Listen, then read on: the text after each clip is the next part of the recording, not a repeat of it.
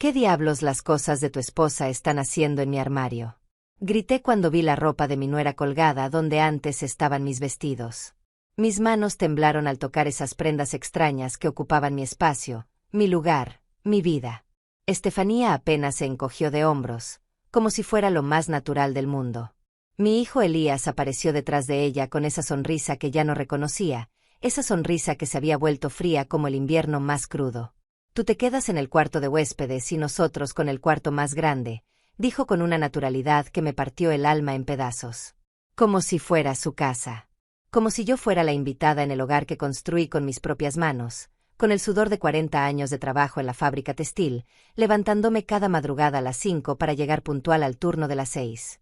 Me quedé ahí parada, con 73 años a cuestas, viendo cómo mi propia sangre me convertía en una extraña en mi propio hogar. El cuarto donde dormí con su padre durante 30 años, donde lo cuidé cuando estuvo enfermo con esa tos que nunca se fue, donde lloré cuando se fue para siempre dejándome sola con las deudas y un hijo adolescente que criar. Ahora era de ellos, como si nunca hubiera sido mío. Leonilda, no hagas drama, me dijo Estefanía mientras acomodaba sus zapatos caros en el lugar donde guardaba mis medicinas para la presión. Es solo por unos días, hasta que arreglemos nuestro departamento. Sus labios se curvaron en esa sonrisa falsa que había aprendido a odiar. Pero yo sabía que era mentira. Hacía 6 meses que habían llegado con sus 2 maletas, diciendo que era temporal. 6 meses viendo cómo poco a poco se adueñaban de cada rincón de mi casa, como invasores silenciosos. La casa que compré sola después de que enviudé. La casa por la que trabajé dobles turnos, saltándome comidas, comiendo frijoles y arroz durante años para pagar cada dólar de la hipoteca. La casa donde crié a Elías cuando su padre nos dejó con deudas que parecían montañas y promesas rotas como cristales en el suelo. Recordé esas noches cuando llegaba del trabajo con los pies hinchados, las manos manchadas de tinte, y encontraba a mi hijo haciendo tareas en la mesa de la cocina. Cómo me sonreía cuando le llevaba un vaso de leche tibia antes de dormir. Cómo me abrazaba cuando tenía pesadillas y me decía que era la mejor mamá del mundo. ¿Dónde se había ido ese niño? ¿Cuándo se había convertido en este hombre que me miraba como si fuera un obstáculo en su camino hacia la comodidad? Pero mamá, tú ya no necesitas tanto espacio, agregó mi hijo mientras tomaba mis fotografías familiares del tocador con dedos que ya no temblaban por respeto hacia mí. Sus dedos mancharon el cristal del marco donde estaba la foto de su graduación, esa foto que tomé con tanto orgullo después de vender mi anillo de bodas, el único recuerdo valioso de mi matrimonio, para pagarle la universidad que ahora usaba para justificar su ingratitud. No dije nada. No pude. Las palabras se me quedaron atoradas en la garganta como cuando era niña y mi padre me gritaba por cualquier cosa. Esa sensación de pequeñez, de no valer nada, de ser invisible, regresó como una bofetada después de tantos años de creerme libre de esos fantasmas del pasado. Recogí mis cosas en silencio, con las manos que temblaban de rabia contenida. Mis vestidos viejos pero dignos, los que había planchado con tanto cuidado cada domingo. Mis zapatos gastados pero limpios, los únicos que podía permitirme con mi pensión. Mis cremas baratas pero que olían a esperanza, a mañanas mejores. Todo en una bolsa de plástico, como si fuera basura. Como si mi vida entera fuera algo que se puede empacar y guardar en cualquier rincón sin importance. El cuarto de huéspedes olía a humedad y olvido, a años de no ser habitado más que por las visitas ocasionales que ya no venían. La cama era más pequeña, incómoda, con un colchón que se hundía en el centro. La ventana daba al callejón trasero donde los gatos peleaban por comida entre la basura, donde los borrachos del barrio gritaban a altas horas. No como mi cuarto, que daba al jardín que planté con mis propias manos, donde crecían las rosas que cuidaba cada mañana antes del café. Esa primera noche no pude dormir ni un minuto. Escuchaba las risas que venían de mi antiguo cuarto, las voces que planeaban cambios en mi casa como si fuera un proyecto de renovación gratuito. Hablaban de pintar las paredes de colores modernos, de cambiar los muebles que había comprado con tanto sacrificio, de hacer reformas costosas. Con mi dinero, por supuesto. Con la pensión que me había costado 40 años de madrugadas y dolores de espalda conseguir. A las 3 de la madrugada bajé a la cocina, descalza sobre el piso frío que conocía de memoria. Necesitaba un té de manzanilla, algo que calmara esta rabia que me crecía en el pecho como una planta venenosa que amenazaba con ahogarme. Pero hasta en mi propia cocina me sentía intrusa, fuera de lugar. Los platos estaban en lugares diferentes, las especias reorganizadas según los gustos de Estefanía, como si mis 40 años cocinando en esa cocina no valieran nada. En el refrigerador había una nota pegada con un imán nuevo que no reconocía. Lista de gastos de la casa, escrita con la letra perfecta de mi nuera. Mi nombre aparecía como responsable de pagar la luz, el agua, el gas, la comida, incluso el internet que ellos usaban todo el día. Como si fuera mi obligación mantener a 2 adultos sanos que habían decidido vivir como parásitos de mi trabajo y mi sacrificio. Esa madrugada, sentada en mi cocina convertida en territorio ajeno, con el té amargo entre mis manos arrugadas, tomé una decisión que cambiaría todo. No iba a ser la anciana invisible que se deja pisotear por su propia familia. No iba a ser el fantasma de mi propia vida, vagando por los rincones de una casa que construí con lágrimas y sudor. 63 años tenía cuando enviudé, cuando el mundo me dijo que ya no servía para nada. 10 años siendo independiente, fuerte, dueña de mi destino, demostrándole a todos que una mujer sola puede salir adelante. No iba a permitir que me convirtieran en una carga, en un obstáculo, en algo que se puede mover de un lado a otro según la conveniencia de otros. La dignidad no se negocia, me había dicho mi madre antes de morir. Y yo había perdido la mía esa tarde, cuando permití que me echaran de mi propio cuarto como a un perro viejo que ya no sirve para nada. Pero las cosas iban a cambiar. Oh sí, las cosas iban a cambiar muy pronto, y de una manera que ninguno de ellos esperaba. 40 años trabajé en esa fábrica textil. 40 años levantándome antes del amanecer, cuando la ciudad aún dormía y las calles estaban vacías como promesas rotas. Mis manos conocían cada máquina, cada sonido, cada vibración de esas agujas que cosían sueños ajenos mientras los míos se deshacían como hilos viejos. Tenía 18 años cuando entré por primera vez a esa fábrica. Era apenas una niña que había dejado la escuela para ayudar en casa, porque mi padre decía que las mujeres no necesitaban estudiar, que nuestro destino era casarnos y tener hijos. Pero la vida tiene formas crueles de reírse de nuestros planes. Me casé con Roberto cuando tenía 20 años. Era un hombre bueno, trabajador, que me prometió una casa propia y una vida mejor. Por 5 años fuimos felices, o al menos yo creía que lo éramos. Hasta que llegó Elías, mi pequeño milagro que cambió todo. Roberto comenzó a beber después del nacimiento de nuestro hijo, como si la responsabilidad de ser padre fuera una carga demasiado pesada para sus hombros débiles. Las noches se volvieron largas y silenciosas. Roberto llegaba tarde, oliendo alcohol y excusas baratas. Yo fingía dormir mientras él se tambaleaba por la casa, derribando muebles, maldiciendo su suerte. Por las mañanas, cuando se iba a trabajar, yo limpiaba los vidrios rotos y las manchas de cerveza, como si pudiera borrar también la vergüenza que sentía por dentro. Cuando Elías tenía 5 años, Roberto se fue una mañana y nunca regresó. Dejó una nota sobre la mesa de la cocina, junto a las facturas sin pagar y las promesas incumplidas. No puedo más con esta vida, decía la nota. Cuida bien al niño. Como si yo no hubiera estado cuidándolo sola desde que nació. Me quedé con un hijo pequeño, una casa alquilada que no podía pagar, y un trabajo en la fábrica que apenas alcanzaba para sobrevivir. Las noches se volvieron aún más largas, llenas de cuentas por pagar y decisiones que una mujer de 25 años no debería tomar sola. Pero no me rendí. Nunca me rendí. Tomé turnos dobles en la fábrica, trabajé los fines de semana, acepté trabajos extras cosiendo ropa en casa después de mis 8 horas de turno. Mis dedos sangraban de tanto coser. Mis ojos ardían bajo la luz amarillenta de la lámpara vieja, pero seguía adelante porque tenía una razón para hacerlo, mi hijo. Recuerdo las noches cuando Elías hacía sus tareas en la mesa de la cocina mientras yo cosía a su lado. Me preguntaba por qué su papá no vivía con nosotros, por qué otros niños tenían juguetes nuevos y él debía conformarse con los usados que compraba en el mercado de pulgas. Yo le decía que éramos un equipo, que juntos podíamos con todo, que el dinero no importaba si teníamos amor. Le mentí. El dinero sí importaba. Importaba cuando necesitaba zapatos nuevos y yo tenía que elegir entre comprarlos o pagar la luz. Importaba cuando se enfermaba y no podía llevarlo al médico privado porque no tenía seguro. Importaba cuando otros niños se burlaban de su ropa remendada y él llegaba a casa llorando. Pero nunca se lo dije. Nunca le permití ver mi desesperación, mis lágrimas silenciosas en la ducha, mis noches sin dormir haciendo cuentas que nunca cuadraban.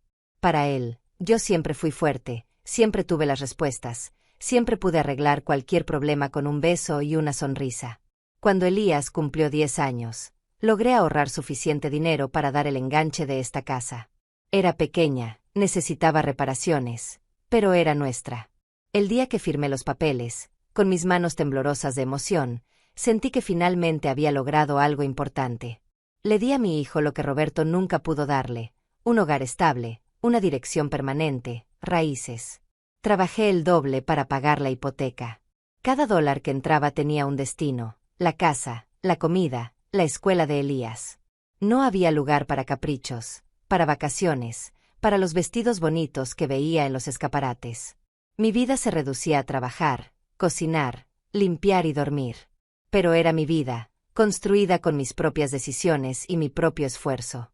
Cuando Elías llegó a la preparatoria, comenzó a avergonzarse de mí. De mis manos ásperas por el trabajo, de mi ropa sencilla, de nuestra casa modesta.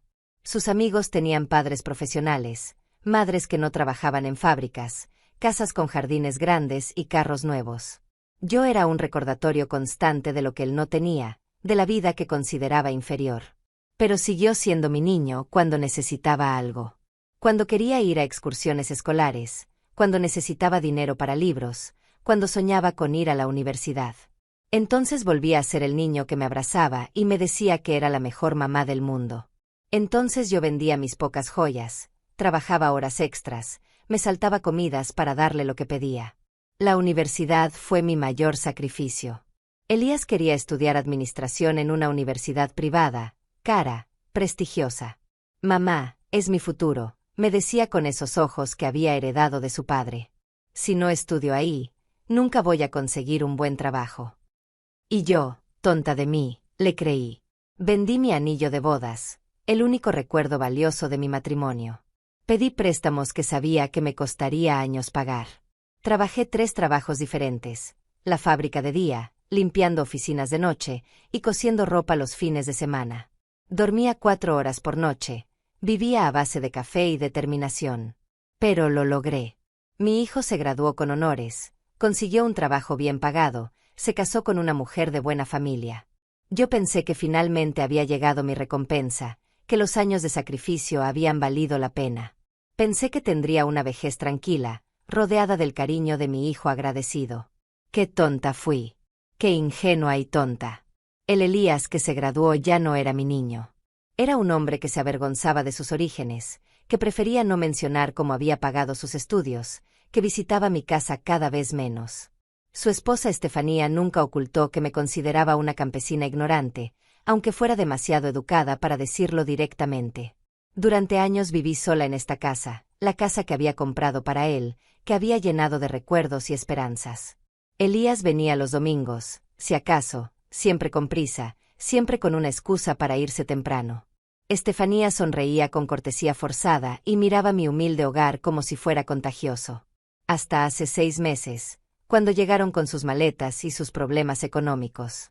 El trabajo bien pagado había terminado, el departamento caro ya no podían pagarlo, las tarjetas de crédito estaban al límite. Necesitaban un lugar donde quedarse, temporalmente, por supuesto. Y yo, con el corazón lleno de esperanza, pensé que finalmente tendría de vuelta a mi hijo. Que podríamos recuperar el tiempo perdido, que me demostraría el agradecimiento que había estado esperando todos estos años. Pero en lugar de gratitud, encontré desprecio. En lugar de respeto, encontré invasión. En lugar del hijo que había criado con amor, encontré a un extraño que me trataba como si le debiera algo, como si mantenerlo fuera mi obligación y no su vergüenza. Ahora, sentada en este cuarto de huéspedes que olía a humedad, recordaba cada sacrificio, cada noche sin dormir, cada dólar que había gastado en su futuro. Y me preguntaba si había valido la pena crear a un monstruo tan hermoso y tan cruel. La mañana siguiente desperté antes del amanecer, como había hecho durante 40 años. Pero esta vez no fue por obligación, sino por una extraña sensación de propósito que no había sentido en meses. Mientras la casa dormía en silencio, me vestí con mi mejor vestido, el negro que había comprado para el funeral de Roberto y que guardaba para ocasiones especiales. Hoy era una ocasión especial, aunque ellos aún no lo sabían. Preparé café en silencio, sin encender las luces de la cocina. El aroma familiar me tranquilizó mientras organizaba mis pensamientos como si fueran hilos en una máquina de coser. Cada acción que tomaría hoy tenía que ser precisa, calculada, definitiva. A las 7 en punto, Elías bajó a desayunar como siempre, esperando encontrar su café servido y su desayuno preparado. Se detuvo en seco cuando me vio sentada a la mesa, completamente vestida y arreglada, bebiendo mi café con calma. ¿Ya te vas a trabajar, mamá?, preguntó con esa voz somnolienta que me recordaba al niño que había sido. Pero ya no había ternura en esa pregunta, solo la expectativa de que siguiera siendo su sirvienta gratuita. Ya no trabajo, hijo. Me jubilé hace 5 años. ¿Recuerdas? Le respondí con una sonrisa que no llegaba a mis ojos. Hoy tengo algunas diligencias que hacer. Cosas importantes. Estefanía apareció envuelta en la bata que había encontrado en mi armario, como si fuera suya. Sus ojos se entrecerraron al verme arreglada tan temprano. Había algo en mi actitud que la ponía nerviosa, aunque no supiera exactamente qué. ¿Qué tipo de diligencias?, preguntó con esa desconfianza que siempre mostraba cuando yo hacía algo fuera de mi rutina de cocinera y limpiadora. Como si no tuviera derecho a tener una vida más allá de servirles. Cosas de la casa, respondí vagamente mientras terminaba mi café. Papeles que revisar, personas que ver. Ya saben cómo son estas cosas cuando uno envejece. Mentí con la naturalidad de quien ha aprendido que la verdad es un lujo que no siempre podemos permitirnos. Pero por primera vez en meses, esa mentira me dio poder en lugar de vergüenza. Después del desayuno, que preparé por última vez sin saberlo ellos, salí de la casa con mi bolso negro y mis zapatos de domingo. En el autobús, mientras veía pasar las calles que conocía de memoria, repasé mi plan. Simple, limpio, legal. Mi primera parada fue el banco donde había tenido mi cuenta durante 30 años. La señorita Lorena, la gerente que me conocía desde que era cajera, me recibió con la sonrisa profesional que reservaba para los clientes antiguos.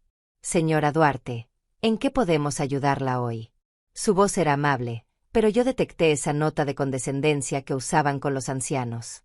Como si fuéramos niños que necesitaban que les explicaran las cosas despacio. Quiero hacer algunos cambios en mi cuenta, Lorena. Cambios importantes. Mi voz sonó más firme de lo que había esperado.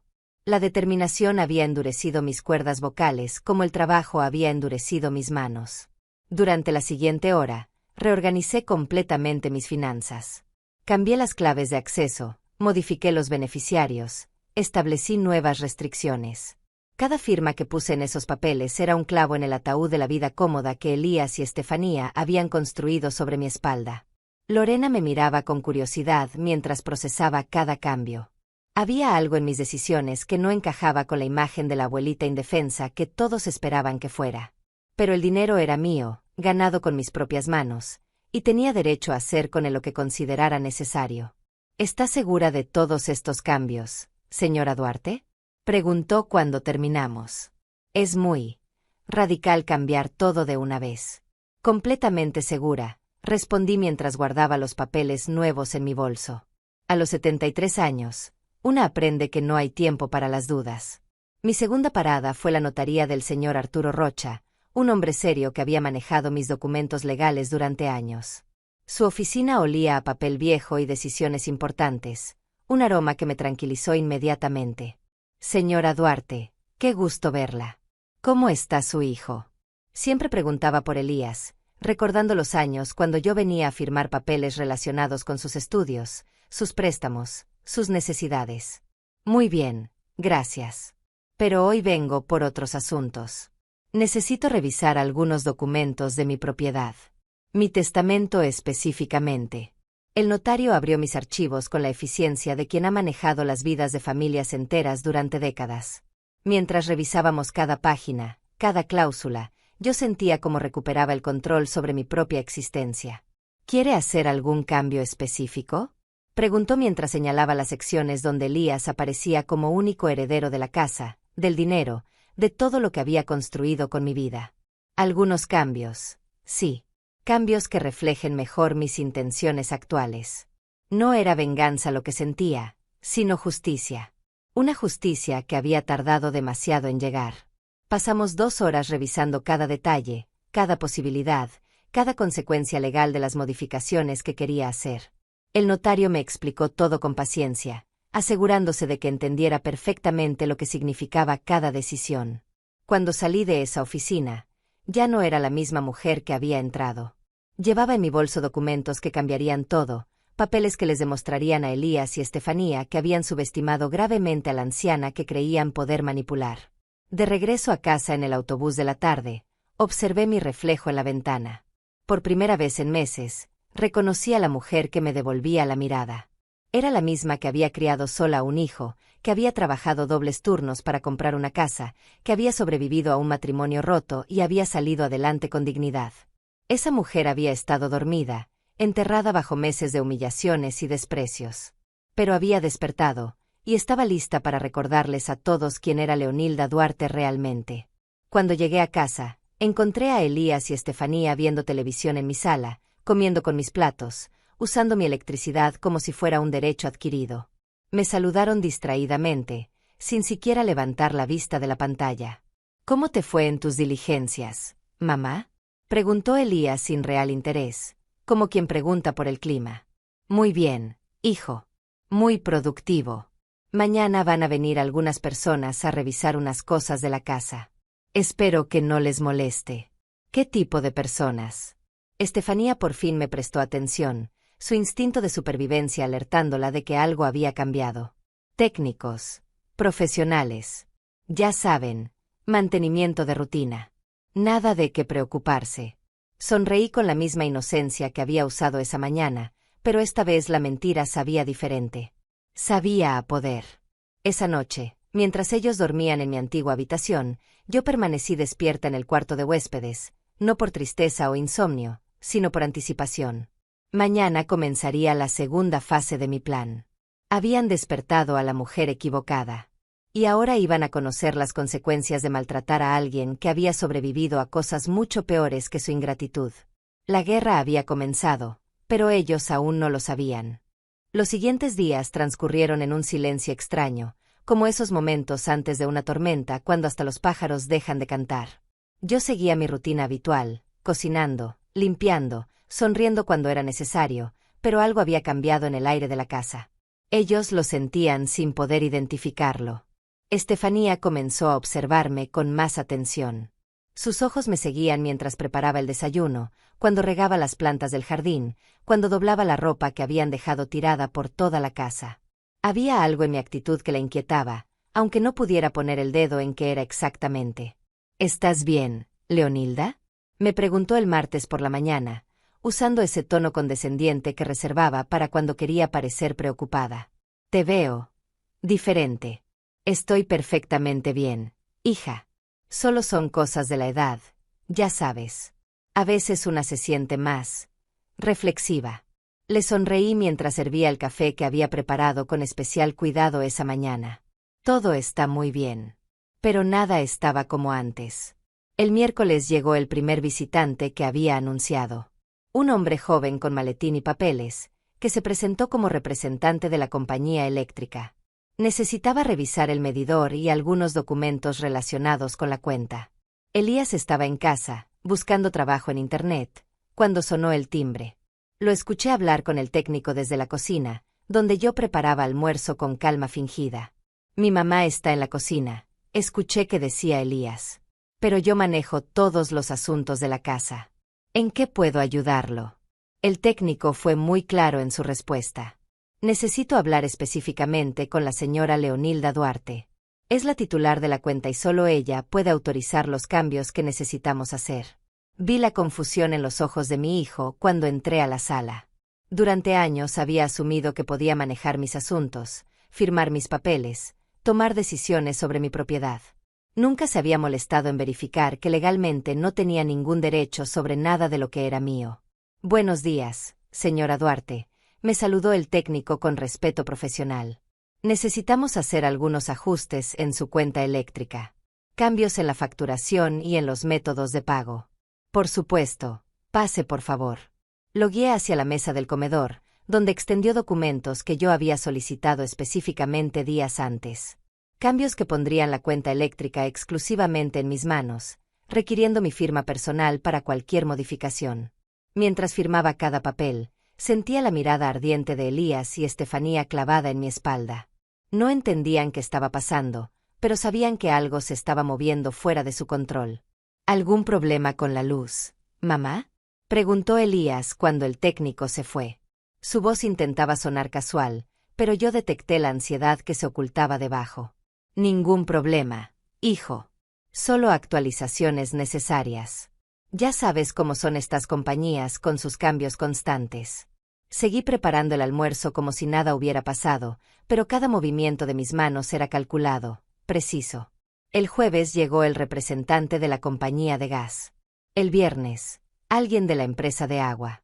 Cada visita seguía el mismo patrón: documentos que requerían específicamente mi firma, cambios que centralizaban todo el control en mis manos, modificaciones que los convertían oficialmente en huéspedes en mi propiedad. Estefanía comenzó a mostrar señales de nerviosismo real. La vi buscando entre mis papeles cuando pensaba que no estaba mirando. La escuché susurrando urgentemente con Elías en su habitación, mi antigua habitación, discutiendo cosas que no podían decir en voz alta. ¿Qué está pasando realmente, Leonilda? Me confrontó finalmente el viernes por la noche, cuando Elías había salido a buscar trabajo. Su máscara de cortesía había comenzado a resquebrajarse. Todos estos visitantes, todos estos papeles. ¿Qué estás tramando? No estoy tramando nada, Estefanía. Solo estoy poniendo mis asuntos en orden. Una mujer de mi edad debe ser responsable con sus propiedades. Mi voz era suave, pero había acero debajo de la seda. Ella me estudió como si fuera un rompecabezas que no podía resolver. La viejita sumisa que había estado maltratando durante meses había desaparecido, reemplazada por alguien que no reconocía. Alguien que tenía secretos y planes propios. No me gusta esto, murmuró más para sí misma que para mí. No me gusta nada de esto. Lo siento que te sientas así, respondí mientras recogía los platos de la cena. Pero esta es mi casa, y yo decido cómo manejar mis asuntos. Fue la primera vez en meses que había pronunciado esas palabras. Mi casa. El efecto fue inmediato. Estefanía se puso rígida, sus ojos brillaron con una mezcla de rabia y miedo. Finalmente estaba entendiendo que el juego había cambiado. Cuando Elías regresó esa noche, lo encontré esperándolo en la sala. Había llegado el momento de la primera conversación real que tendríamos en meses. Ya no podía seguir posponiendo lo inevitable. Necesitamos hablar, hijo. Siéntate, por favor. Mi tono no admitía discusión. Era la misma voz que había usado cuando él era niño y había hecho algo que requería una conversación seria. ¿De qué quieres hablar, mamá? Su defensividad era evidente. Sabía que se acercaba una confrontación que había estado evitando.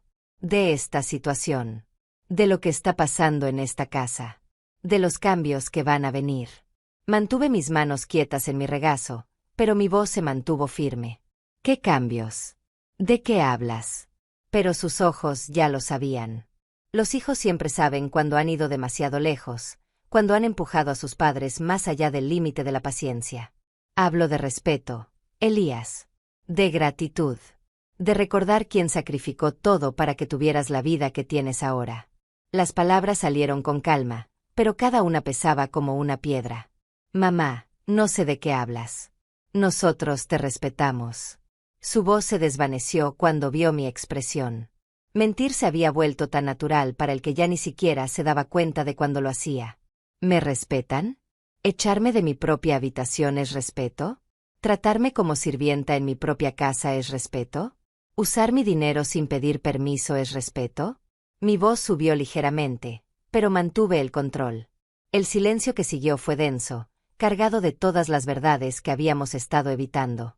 Estefanía apareció en las escaleras, claramente había estado escuchando, lista para defender su territorio. Es temporal, mamá. Ya te dijimos que es temporal. La voz de Elías sonaba hueca, incluso para él mismo. 6 meses no es temporal, hijo. 6 meses de tratarme como un fantasma en mi propia casa no es temporal. Mi corazón latía fuerte, pero mi determinación era más fuerte. Esa noche, después de que se fueron a dormir, yo me quedé despierta en el cuarto de huéspedes, no por tristeza sino por anticipación. Los documentos en mi bolso eran como armas cargadas, esperando el momento perfecto para ser usadas. Habían tenido su oportunidad de tratarme con dignidad. Habían elegido el desprecio. Ahora iban a aprender que despertar a la mujer equivocada tiene consecuencias que nunca imaginaron. El lunes llegaría la fase más importante de mi plan. Y para entonces, ya sería demasiado tarde para que cambiaran de opinión. El lunes por la mañana desperté con una claridad mental que no había sentido en años. Era como si todas las piezas de mi vida finalmente hubieran encontrado su lugar correcto. Mientras me vestía con mi mejor ropa, escuchaba los ruidos familiares de Elías y Estefanía despertando en mi antigua habitación, ajenos a lo que este día les traería. A las 9 en punto sonó el timbre. Yo estaba esperando con mi bolso en la mano, completamente preparada.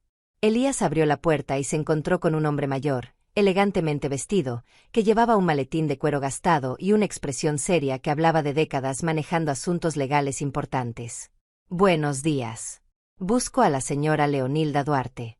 Soy el licenciado Leonardo Nava, su abogado. Tenemos una cita programada. Las palabras cayeron sobre mi hijo como agua fría. ¿Abogado? ¿Desde cuándo mi madre tenía abogado? Sus ojos se movieron rápidamente entre el licenciado y yo, buscando una explicación que yo no estaba dispuesta a darle todavía.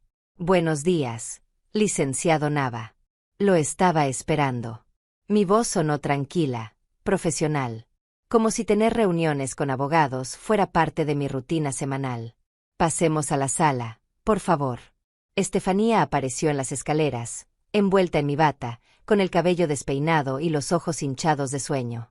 Pero se despertó completamente cuando vio al abogado instalándose en nuestra sala como si fuera su oficina. ¿Qué está pasando aquí?, preguntó con esa voz aguda que usaba cuando las cosas no iban según sus planes. ¿Quién es esta persona? El licenciado Nava me miró pidiendo permiso para hablar. Yo asentí levemente, disfrutando del poder de controlar la información por primera vez en meses. Soy el representante legal de la señora Duarte. Estamos aquí para discutir algunos asuntos importantes relacionados con esta propiedad y otros temas legales. Su tono era formal, pero firme. Un profesional acostumbrado a manejar situaciones delicadas. ¿Qué tipo de asuntos legales? Elías se había acercado, intentando proyectar autoridad, pero su voz traicionaba su nerviosismo. Durante años había asumido que conocía todos mis asuntos, que tenía control sobre mi vida. Ahora se daba cuenta de que había estado viviendo en una ilusión. Asuntos relacionados con mi testamento, mi propiedad, mis finanzas. Cosas que una mujer de mi edad debe tener en orden. Mantuve mi voz neutra, como si estuviéramos discutiendo el clima. El licenciado abrió su maletín con movimientos precisos y sacó una carpeta gruesa llena de documentos. Durante la siguiente hora, revisamos cada detalle de mi nueva situación legal. Los cambios que había hecho, las protecciones que había establecido, las consecuencias de cada decisión. Elías y Estefanía se sentaron en el sofá como espectadores en su propio juicio, escuchando mientras su mundo cómodo se desmoronaba documento por documento. Cada página que el abogado explicaba era otro clavo en el ataúd de la vida parasitaria que habían construido sobre mi trabajo. La casa está exclusivamente a nombre de la señora Duarte, explicó el licenciado mientras señalaba los papeles de la propiedad. Cualquier cambio, venta o transferencia requiere únicamente su autorización. No hay cotitulares ni beneficiarios automáticos. Pero yo soy su hijo, protestó Elías débilmente. Tengo derechos. Legalmente, usted es un adulto independiente sin derechos automáticos sobre la propiedad de su madre. Su residencia aquí depende completamente del consentimiento de la propietaria. El abogado habló sin emoción, exponiendo hechos legales como si fueran el pronóstico del tiempo. Vi cómo el rostro de Estefanía se puso pálido mientras comprendía las implicaciones. Habían estado viviendo bajo la ilusión de que esta casa era parcialmente suya, que tenían algún derecho adquirido por ser familia. La realidad legal era muy diferente. En cuanto a las finanzas, continuó el licenciado, la señora Duarte ha establecido nuevos controles sobre todas sus cuentas. Los pagos automáticos han sido cancelados, las tarjetas adicionales han sido anuladas, y cualquier transacción mayor requiere su autorización personal. ¿Qué significa eso exactamente?, preguntó Estefanía, aunque su voz sugería que ya sabía la respuesta. Significa que ya no pueden usar mi dinero como si fuera suyo, respondí directamente por primera vez en la conversación. Significa que cada dólar que se gaste en esta casa será autorizado por mí. El silencio que siguió fue ensordecedor. Durante meses habían vivido como señores feudales en mi propiedad, gastando mi dinero en sus caprichos, tratándome como servidumbre. Ahora la realidad los golpeaba como un mazo. También hemos preparado un nuevo testamento, agregó el abogado mientras sacaba otro conjunto de documentos. Las disposiciones anteriores han sido modificadas sustancialmente. ¿Modificadas cómo? La voz de Elías era apenas un susurro. Finalmente entendía que su herencia automática, que había dado por sentada durante años, estaba en peligro. Eso será discutido en privado con mi cliente. El licenciado cerró la carpeta con finalidad. Por ahora, es suficiente que entiendan que la situación legal ha cambiado completamente. Después de que el abogado se fue, la casa quedó sumida en un silencio tenso. Elías y Estefanía se miraban como si acabaran de descubrir que vivían sobre un volcán activo. Yo me serví una taza de té y me senté en mi silla favorita, la que había recuperado esa mañana sin decir una palabra. «Mamá, tenemos que hablar», dijo finalmente Elías. Su tono había cambiado completamente. Ya no había condescendencia ni autoridad asumida. Había respeto forzado y miedo mal disimulado. «Ya hablamos, hijo. El sábado pasado. Te dije que necesitábamos discutir sobre respeto y gratitud. Aparentemente no me escuchaste». Tomé un sorbo de mi té, saboreando tanto el líquido caliente como el momento. No entendíamos que las cosas estaban tan formales. Estefanía intentó sonar conciliadora, pero su voz traicionaba su pánico. «Pensábamos que éramos familia». «Somos familia», respondí calmadamente. «Pero familia no significa que puedan tratarme como su sirvienta personal mientras viven gratis en mi casa y gastan mi dinero». Esa tarde, mientras ellos susurraban urgentemente en la cocina, yo llamé a mi hermana Justina. No habíamos hablado en meses, principalmente porque Elías y Estefanía habían dejado claro que las visitas no eran bienvenidas en su espacio. «Leonilda, qué sorpresa escucharte», dijo Justina con genuina alegría. «¿Cómo están las cosas por allá?» «Están cambiando, hermana. Están cambiando mucho». Le conté brevemente sobre los últimos días, sobre las decisiones que había tomado, sobre la nueva realidad que había establecido en mi propia casa. «Era hora, Leonilda. Era hora de que les enseñaras quién manda ahí». Su apoyo me llenó de calidez. Siempre había sabido que mi hermana entendía lo que estaba pasando, pero había estado demasiado avergonzada para admitir cómo me estaban tratando. Esa noche, durante la cena, la tensión era tan espesa que se podía cortar con cuchillo. Elías y Estefanía comían en silencio, lanzándome miradas furtivas como si yo fuera una bomba a punto de explotar. Finalmente, Estefanía reunió el valor para hablar. «Leonilda, tal vez podríamos llegar a algún acuerdo. Algún arreglo que funcione para todos». «Ya tenemos un arreglo», respondí sin levantar la vista de mi plato. «Ustedes viven en mi casa, usan mis servicios, y me tratan con el respeto que merezco. Es muy simple». La miré directamente a los ojos por primera vez en meses. La mujer que me había echado de mi propia habitación como si fuera basura ahora me pedía negociar desde una posición de debilidad total. El poder había cambiado de manos, y todos lo sabíamos. Los días siguientes fueron como caminar sobre cristales rotos. Cada movimiento en la casa estaba cargado de tensión, cada palabra medida cuidadosamente. Elías y Estefanía habían entendido que el juego había cambiado, pero aún no habían aceptado completamente las nuevas reglas. Intentaron ser amables conmigo, lo cual era casi cómico después de meses de desprecio. Estefanía comenzó a preguntarme cómo había dormido por las mañanas, con una sonrisa forzada que no llegaba a sus ojos. Elías empezó a ofrecerse para ayudar con las tareas de la casa, como si pudiera borrar meses de tratarme como sirvienta con unos pocos gestos calculados. Pero yo había aprendido a leer entre líneas. Los escuchaba susurrar en su habitación hasta altas horas de la madrugada, planeando algo que creían que me devolvería a mi lugar de víctima silenciosa. No sabían que el miedo había sido reemplazado por una determinación fría como el acero. El miércoles por la mañana llegó la primera prueba real de mis nuevas medidas de seguridad. Elías se acercó a mí mientras yo regaba las plantas del jardín, con esa sonrisa que solía usar cuando era niño y quería algo especial.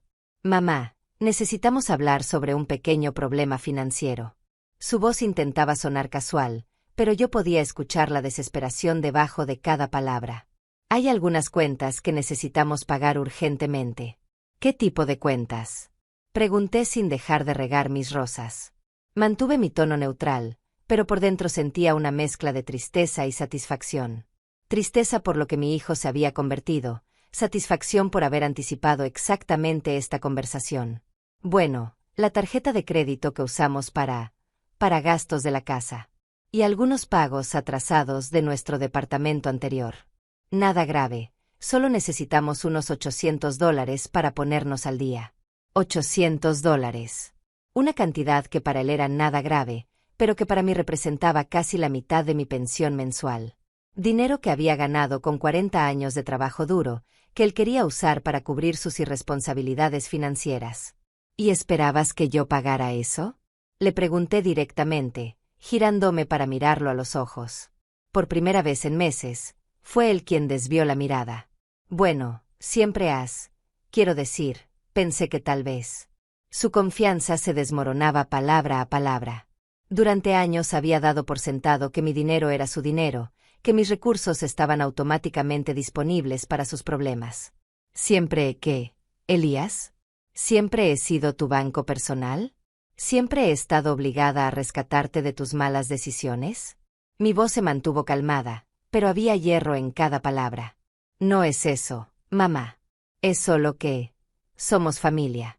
Mi hijo intentó recuperar el control de la conversación, pero sus argumentos sonaban vacíos incluso para él. Tienes razón, somos familia. Y como familia, deberías conseguir un trabajo y mantener a tu esposa, en lugar de esperar que tu madre de 73 años resuelva tus problemas financieros. Regresé a mis plantas, dando por terminada la conversación. Esa tarde, mientras preparaba la comida, escuché una discusión acalorada en el piso de arriba.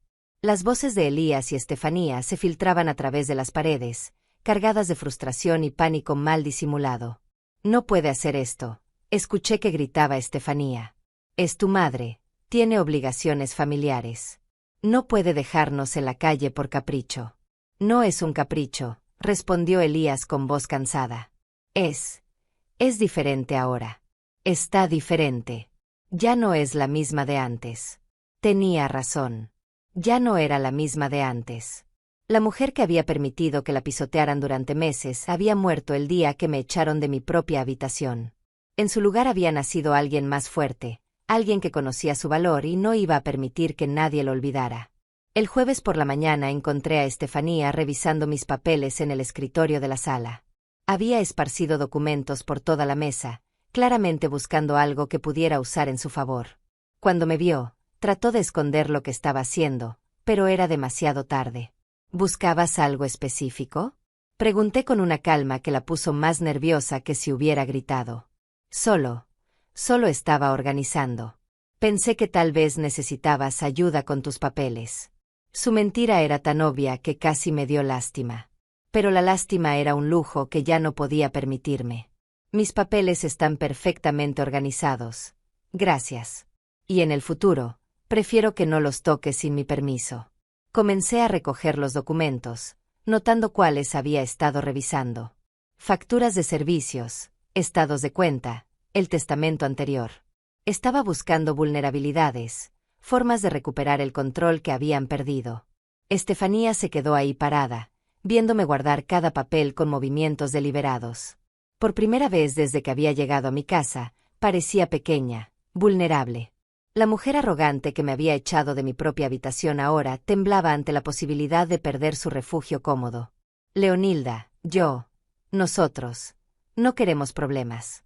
Su voz se quebró ligeramente. Solo necesitamos un poco de tiempo para reorganizarnos. Han tenido 6 meses de tiempo, Estefanía.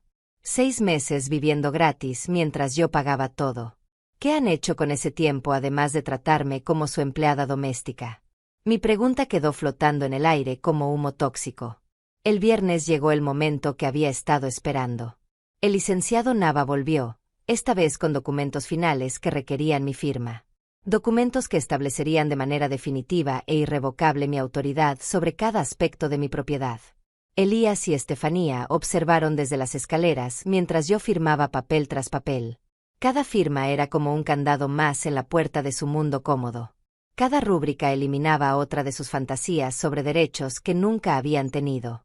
Esto completa el proceso, señora Duarte, dijo el abogado mientras guardaba los documentos en su maletín. Sus instrucciones han sido ejecutadas completamente. Ahora tiene control total sobre su situación. Gracias, licenciado. No sabe cuánto significa esto para mí. Y era verdad. Por primera vez en meses, me sentía dueña de mi propia vida otra vez. Después de que el abogado se fue, la casa quedó sumida en un silencio pesado. Elías bajó lentamente las escaleras, como un hombre caminando hacia su propia ejecución. Mamá, necesitamos encontrar una solución. Su voz había perdido toda su arrogancia anterior. Ya no era el hombre que me había echado de mi habitación con tanta frialdad. Era un niño asustado que finalmente entendía que había ido demasiado lejos. La solución es simple, hijo. Consigues trabajo, tratas a tu madre con respeto, y contribuyes económicamente a esta casa. O te vas y vives tu vida como el adulto independiente que se supone que eres. Pero no tenemos a dónde ir, susurró Estefanía desde las escaleras. Deberían haber pensado en eso antes de tratarme como si fuera invisible en mi propia casa. Mi respuesta fue fría, pero justa. Habían tenido múltiples oportunidades de cambiar su comportamiento. Habían elegido el desprecio. Esa noche, mientras cenábamos en silencio, pude ver cómo procesaban su nueva realidad. El mundo cómodo que habían construido sobre mi humillación se había derrumbado completamente. Ahora tenían que decidir si estaban dispuestos a cambiar realmente o si preferían mantener su orgullo y enfrentar las consecuencias. Pero algo me decía que aún no habían tocado fondo. Que harían un último intento desesperado por recuperar el control que habían perdido. Y yo estaría lista para ellos.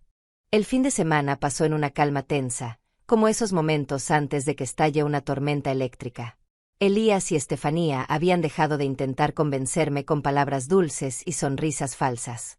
Ahora me observaban con una mezcla de resentimiento y cálculo que me ponía en alerta. Conocía esa mirada. Era la misma que había visto en los ojos de mi exesposo antes de que decidiera abandonarnos. El lunes por la mañana, mientras preparaba mi desayuno, escuché voces en el jardín trasero. Me asomé por la ventana y vi a Estefanía hablando por teléfono, caminando de un lado a otro como un animal enjaulado. Su voz llegaba en fragmentos a través del cristal. No puede seguir así. Necesitamos ayuda. Está actuando de manera irracional. Tal vez sea hora de considerar otras opciones. Mis manos se detuvieron sobre la taza de café. Otras opciones. Sabía exactamente a qué se refería. Durante años había escuchado historias de ancianos cuyos familiares los declaraban incompetentes, los internaban en asilos, les quitaban el control de sus bienes. Historias que siempre me habían parecido lejanas, imposibles. Ahora entendía que ninguna mujer mayor estaba a salvo de la avaricia de su propia familia.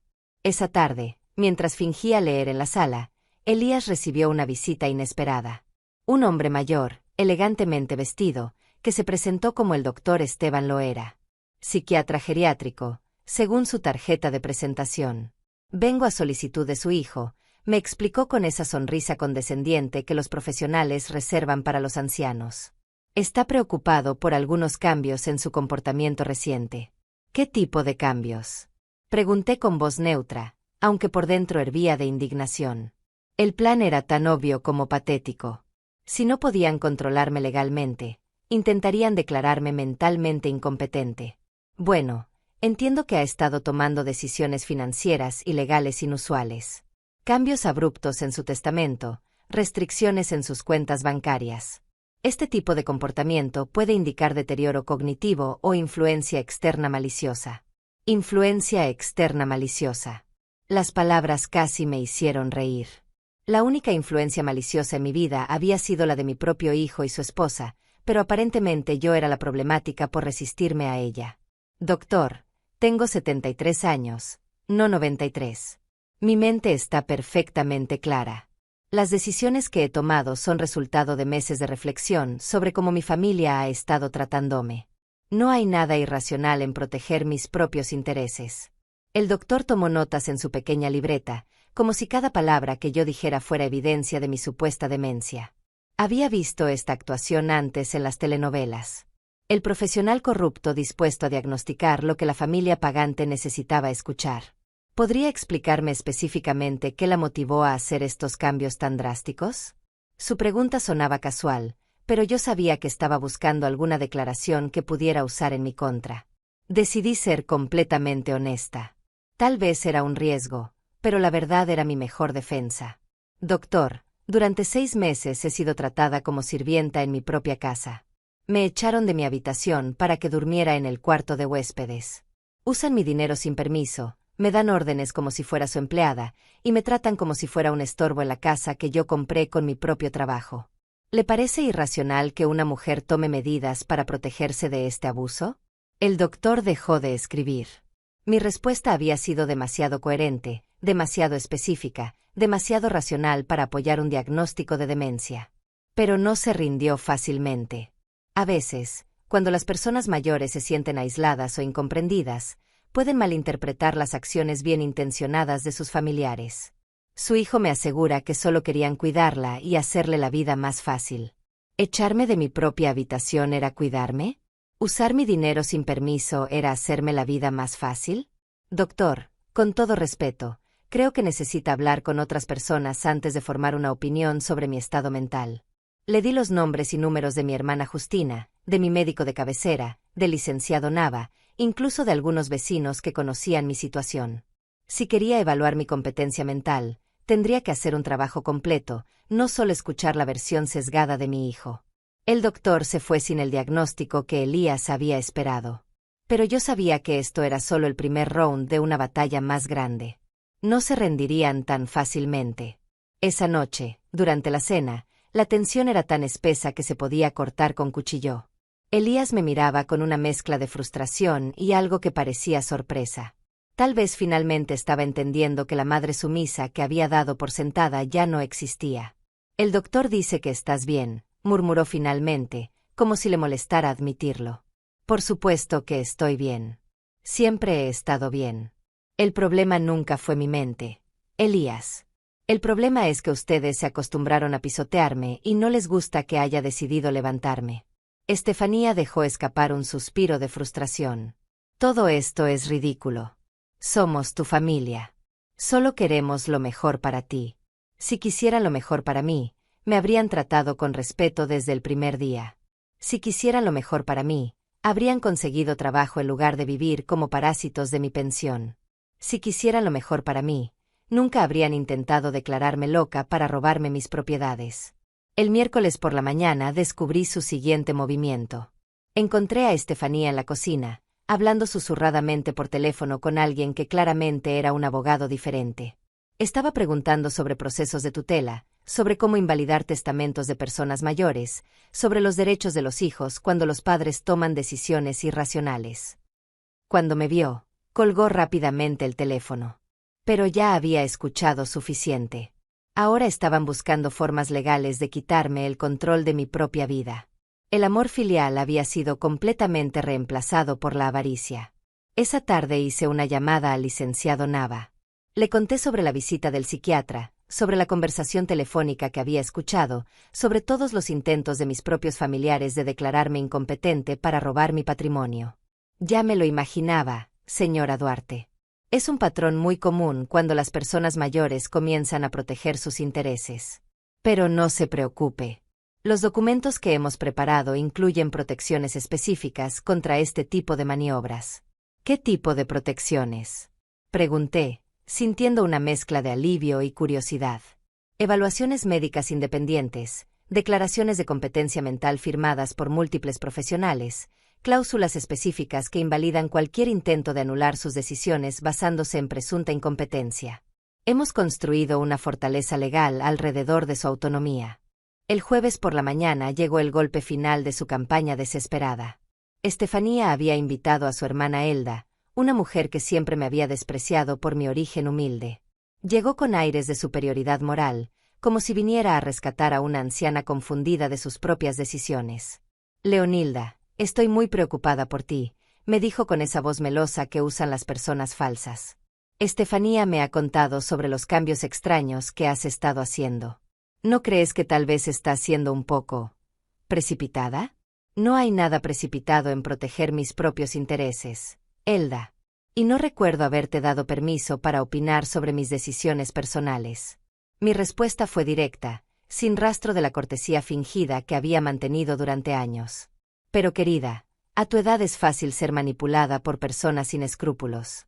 Tal vez alguien te está llenando la cabeza con ideas equivocadas sobre tu familia. La ironía era tan grande que casi me hizo reír. Ella hablaba de manipulación mientras participaba activamente en un plan para quitarme el control de mi vida. Hablaba de personas sin escrúpulos mientras defendía a quienes habían vivido 6 meses como parásitos de mi trabajo. Elda, agradezco tu preocupación, pero mi mente está perfectamente clara.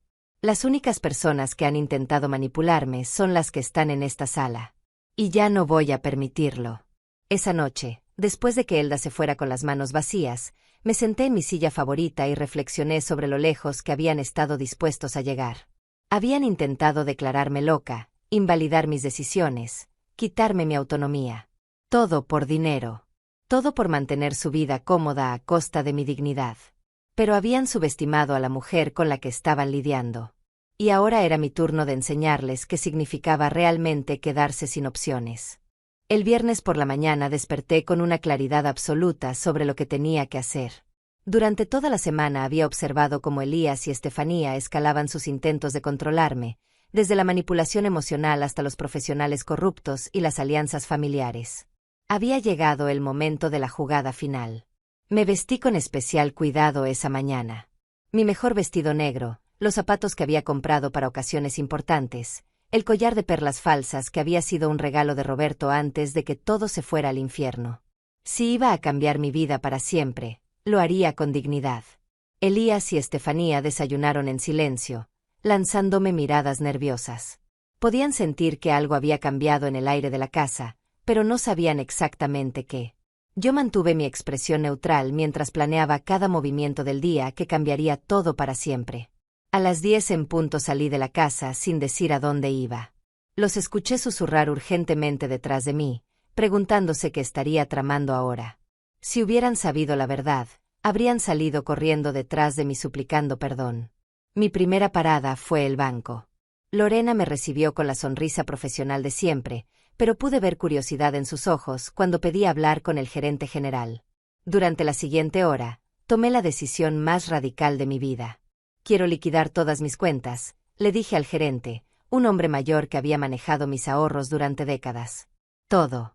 Cuentas de ahorro, inversiones, certificados de depósito. Quiero convertir todo en efectivo. Señora Duarte, ¿está segura? Esa cantidad de dinero en efectivo no es muy segura. ¿No prefiere transferirlo a otra institución? Su preocupación parecía genuina, pero yo había tomado mi decisión. Completamente segura. Y también quiero cerrar la cuenta corriente que paga los servicios de la casa. A partir de hoy, todos los pagos automáticos quedan cancelados. Todo quedó cancelado esa mañana. 40 años de ahorros, de sacrificios, de trabajar hasta que me dolían los huesos. Todo convertido en billetes que guardé cuidadosamente en una bolsa especial que había llevado para la ocasión. Mi segunda parada fue la oficina de bienes raíces más prestigiosa de la ciudad. La misma donde años atrás había soñado con comprar casas que no podía permitirme. Ahora llegaba como cliente con dinero en efectivo y una propuesta que los haría frotar las manos de alegría. Quiero vender mi casa, le dije a la gente, una mujer joven y ambiciosa que inmediatamente se interesó cuando mencioné que tenía prisa y estaba dispuesta a aceptar ofertas por debajo del precio de mercado. ¿Tiene alguna urgencia particular, señora Duarte?, preguntó mientras revisaba los documentos de mi propiedad que había traído. Digamos que he decidido que es hora de hacer cambios en mi vida. Grandes cambios. Y no quiero que nada ni nadie me impida tomarlos. Mi respuesta debe haber sonado misteriosa, pero en el mundo de bienes raíces, el dinero rápido no requiere explicaciones detalladas. En 3 horas había firmado un contrato de venta con una empresa que compraba propiedades para desarrollo comercial. El precio era 30% menos del valor real de mercado, pero incluía una cláusula de cierre en 10 días y pago inmediato. Exactamente lo que necesitaba. Cuando regresé a casa esa tarde, encontré a Elías y Estefanía esperándome en la sala como padres preocupados esperando a un adolescente rebelde. Sus caras de ansiedad casi me dieron lástima. Casi. ¿Dónde estuviste todo el día? Preguntó Estefanía con esa voz aguda que usaba cuando estaba al borde de los nervios. Estábamos preocupados. Arreglando algunos asuntos pendientes, respondí mientras me quitaba los zapatos y me sentaba en mi silla favorita. Cosas que debería haber hecho hace mucho tiempo. ¿Qué tipo de asuntos? Elías se acercó, como si pudiera leer mis secretos en mi expresión. Su instinto le decía que algo grande había pasado, pero no podía imaginar qué. Asuntos relacionados con mi futuro. Con nuestro futuro. En realidad. Dejé que la ambigüedad los torturara un poco más. Después de meses de incertidumbre emocional, era justo que ellos sintieran un poco de ansiedad. Esa noche preparé la cena más elaborada que había hecho en semanas. Pollo guisado como le gustaba a Elías cuando era niño, arroz con vegetales, frijoles negros, incluso un postre simple. Si iba a ser nuestra última cena juntos, al menos sería memorable.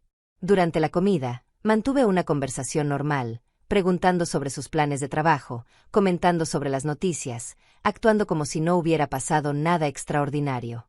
Pero podía ver cómo me observaban, buscando pistas sobre qué había hecho durante mi día misterioso. Después de lavar los platos, me senté con ellos en la sala.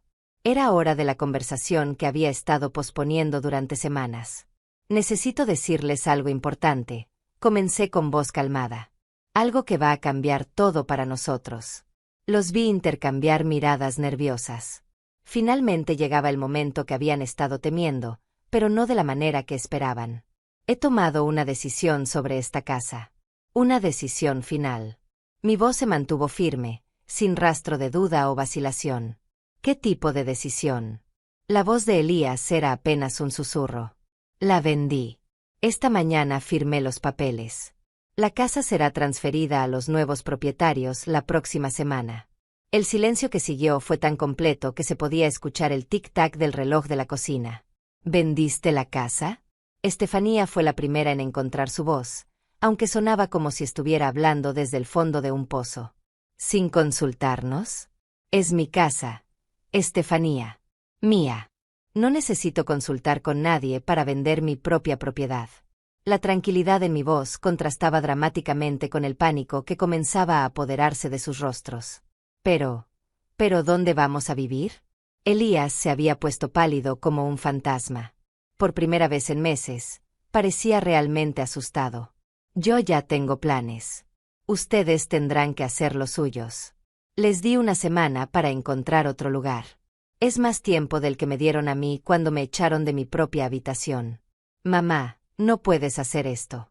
No puedes dejarnos en la calle. La voz de Elías se quebró ligeramente. El hombre arrogante que me había tratado como sirvienta durante meses se había convertido en un niño asustado. No los estoy dejando en la calle, Elías. Los estoy liberando de la carga de cuidar a una madre que aparentemente los molesta tanto. Ahora pueden vivir sus vidas sin tener que soportar a la anciana que los mantiene. ¿Y el dinero de la venta? ¿Mi herencia? Su pregunta reveló lo que realmente le importaba. No el hogar familiar, no los recuerdos, sino el dinero que había esperado heredar automáticamente. ¿Tu herencia? Elías, la herencia es lo que se deja cuando alguien muere. Yo estoy muy viva, y he decidido usar mi dinero para vivir la vida que me merezco. Una vida donde me traten con respeto y dignidad. Esa noche, mientras ellos susurraban desesperadamente en su habitación, haciendo llamadas telefónicas frenéticas a familiares y amigos, yo empaqué mis pocas pertenencias valiosas. Fotografías, algunos documentos importantes, la ropa que realmente necesitaba. Todo cabía en 2 maletas pequeñas. 40 años de vida reducidos a 2 maletas. Pero por primera vez en meses, cada objeto que empaqué era realmente mío, elegido por mí, libre de las demandas y expectativas de otros. Al amanecer del sábado, mientras ellos aún dormían, salí silenciosamente de la casa que había sido mi hogar durante décadas. En mi bolso llevaba el efectivo de la venta, más dinero del que había tenido nunca en mi vida. En mi corazón llevaba algo aún más valioso, mi dignidad recuperada. La guerra había terminado. Y yo había ganado de la única manera que importaba, recuperando mi propia vida. 3 meses han pasado desde que salí de esa casa con mis 2 maletas y mi dignidad recuperada. Mientras escribo estas líneas, Estoy sentada en la terraza de un pequeño apartamento que alquilé en la costa, donde el sonido del mar me acompaña cada mañana y nadie me trata como si fuera invisible. Esa primera semana después de vender la casa fue la más liberadora de mi vida. Elías me llamó desesperadamente durante días, alternando entre súplicas y amenazas, entre promesas de cambio y acusaciones de crueldad. Estefanía incluso intentó involucrar a otros familiares, pintándome como una anciana cruel que había abandonado a su propia sangre. Pero ya no me importaba lo que pensaran los demás. Por primera vez en 73 años, mis decisiones eran completamente mías. Con el dinero de la venta de la casa, primero pagué todas las deudas que tenía. No eran muchas, pero quería empezar esta nueva etapa de mi vida completamente libre. Luego aparté una cantidad generosa para emergencias médicas y gastos futuros.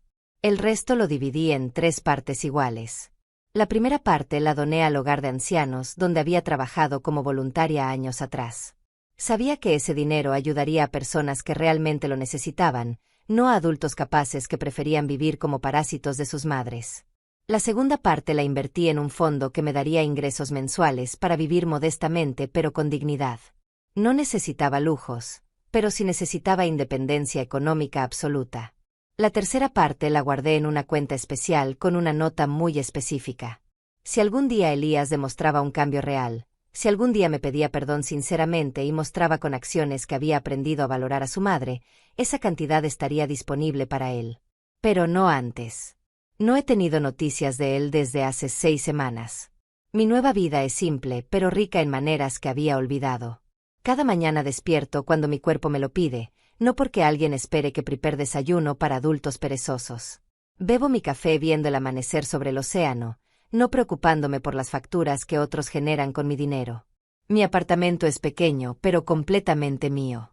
Un dormitorio con vista al mar, una sala acogedora donde leo los libros que nunca tuve tiempo de disfrutar, una cocina donde cocino solo lo que me gusta, cuando me da la gana. No hay ropa ajena en mi armario, no hay voces exigentes llamándome desde otras habitaciones. He hecho amigos nuevos aquí en la costa. Doña Valeria, mi vecina de 75 años, que también escapó de una familia que la trataba como sirvienta gratuita.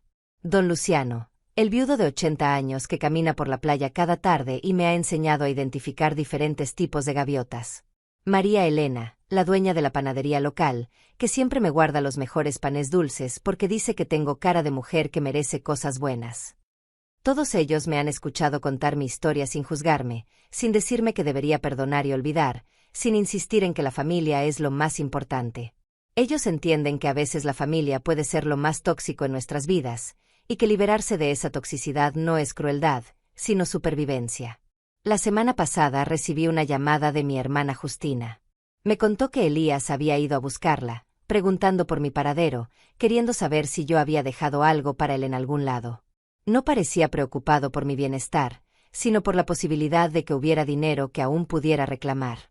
También me contó que él y Estefanía habían tenido que mudarse a un departamento pequeño en las afueras de la ciudad.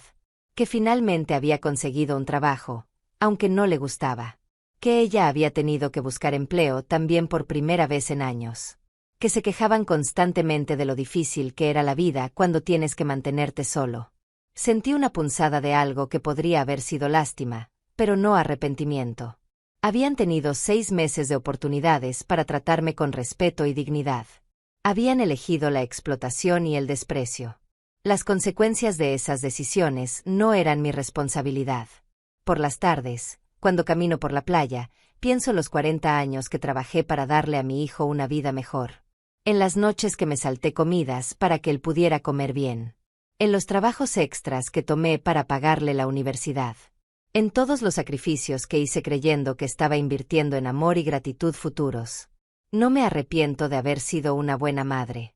Me arrepiento de haber permitido que mi bondad fuera confundida con debilidad.